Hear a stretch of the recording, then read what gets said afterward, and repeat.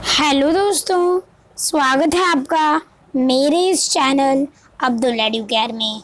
तो आज के इस वीडियो में हम सीखने वाले हैं छठी कक्षा 7वीं कक्षा की कविता फूल और कांटे। तो चलिए आज की हमारी कविता स्टार्ट करते हैं। पहले ये देख लेते हैं कि ये कविता के कवि कौन हैं। ये कविता के कवि है अयोध्या सिंह उपाध्याय हरिओत। तो चलिए पहला पैराग्राफ समझ लेते हैं पहले। तो पहला पैराग्राफ क्या है जन्म लेते जगह में एक ही पौधा उन्हें है पालता, रात में उन पर चमकता चांद भी एक ही सी चांदनी है डालता। फ्रेंड्स, क्या बताया गया है कि ये जो फूल और कांटे हैं ये दोनों एक ही जगह जन्म लेते हैं, एक ही पौधा उन्हें पालता है, एक ही पौधा उन दोनों का भरण पोषण करता है, और जो रात का जो चमकता चांद है वो दोनों पर एक ही सी चांदनी डालता है, कोई अंतर नहीं करता।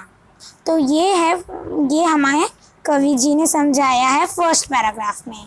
सेकंड पैराग्राफ कर लेते हैं हम लोग। मैं हम उन पर है बरसता एक सी उन पर हवाएं हैं बही, पर सदा ही यह दिखाता है हमें ढंग उनके एक से होते नहीं।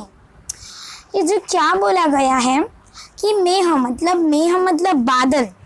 ये जो बादल है दो फूल और कांटों पर दोनों पर एक सा बरसता है, और जो हवा एयर है वो दोनों पर एक सी बहती है, एक सी ब्लो होती है, पर लेकिन यह नहीं दिखाता हमें, फ्लो होती है एक साथ हवा, पर यह नहीं दिखाता हमें, पर सदा ही यह दिखाता है हमें कि ढंग उनके एक से होते नहीं, कि उनके ढंग एक से होते नहीं हैं।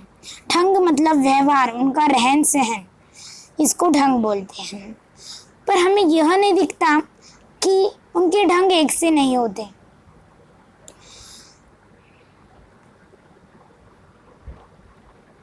तो ये जो कविता में बताया गया है पर उन दोनों एक से व्यवहार के नहीं है, एक से नहीं है, उन दोनों के ढंग अलग अलग हैं। तो चलिए तीसरा पैराग्राफ समझ लेते हैं।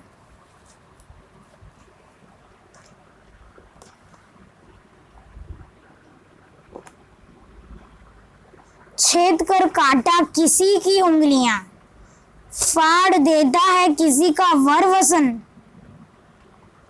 प्यार डूबी तितलियों के पर कतर, भौर का है वेद देता श्याम तन। जो क्या बताया गया है फ्रेंड्स, अभी हम लोग को थर्ड पैराग्राफ में कांटे की विशेषताएं बताई गई है, कांटे को डिस्क्राइब किया गया है। कांटा क्या करता है? तो कांटा क्या करता है, हमारे उंगलियों में छेद कर देता है।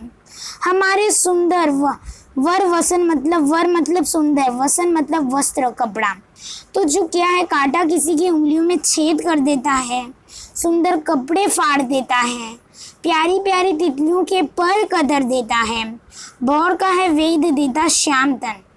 मतलब जो भौर है उसको वेद देता श्याम तन, मतलब जो भौर का जो है वो तन मतलब शरीर, श्याम मतलब सावला, भौर के तन में छेद कर देता है, भौर का शरीर छेद कर देता है। ऐसा कांटे के बारे में बताया गया है कि कांटा कैसा, उसकी विशेषताएं और कैसा उसको डिस्क्राइब किया गया है, कैसा उसका रहन सहन है, कैसे कांटे के ढंग है। अभी आते हैं फोर्थ पैराग्राफ में।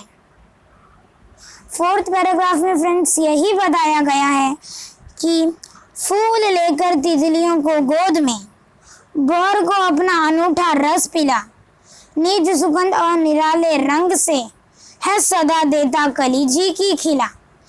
जी का मतलब मन, जी खिला देना मतलब मन खिला देना। तो फूल लेकर तितलियों को गोद में, फूल क्या करता है, तितलियों को गोद में लेता है।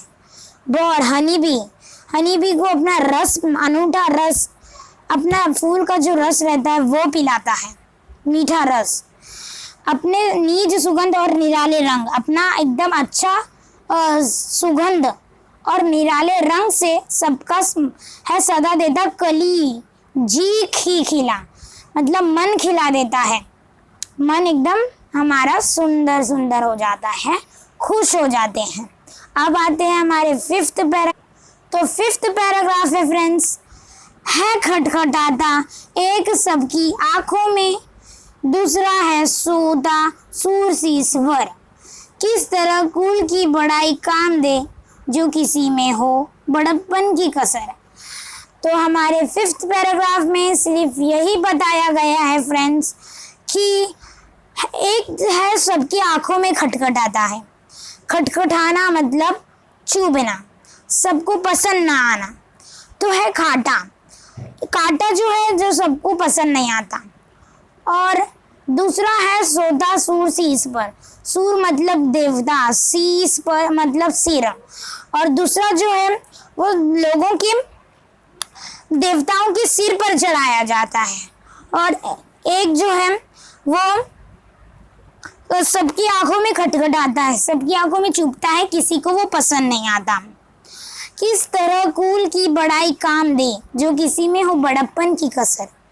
मतलब इंसान मतलब मनुष्य महान कुल में जन्म लेने से बड़ा नहीं होता, बल्कि अपने श्रेष्ठ कर्मों से ही होता है। इंसान कितने भी बड़े घर में जन्म ले, खानदान में बड़े जन्म ले, पैसे वाले खानदान में जन्म ले, उसका कोई मतलब नहीं जब वो अच्छे कर्म नहीं करेगा, किसी की सहायता, किसी का मदद नहीं करेगा। तो हमारे ये पोयम से हमें क्या सीख मिलती है, क्या मॉरल मिलता है, वो जान लेते हैं। तो चलिए देख लेते हैं हमें ये पोयम से क्या सीख मिलती है। और हमारे कवि अयोध्या सिंह उपाध्याय हरिओत हमें क्या बताना चाह रहे हैं ये कविता के दौरान। प्रस्तुत कविता में कवि ने यह स्पष्ट किया है कि मनुष्य विशिष्ट कुल में जन्म लेने से नहीं, बल्कि अपने कर्मों से ही बड़ा बनता है। तो हमारे कवि क्या बता रहे हैं हमें ये कविता के द्वारा हमारे कवि हमें ये बताना चाह रहे हैं कि इंसान कितने भी, ये स्पष्ट किए हैं कि ये कविता में इंसान कितने भी विशिष्ट कुल में जन्म लेने से नहीं बल्कि अपने कर्मों से ही बड़ा बनता है। तो इसीलिए अच्छे कर्म करो, अच्छा रहो, अपने कर्म से ही आप जाने जाओगे। तो thank you for watching my video and subscribe my channel Abdul Educare.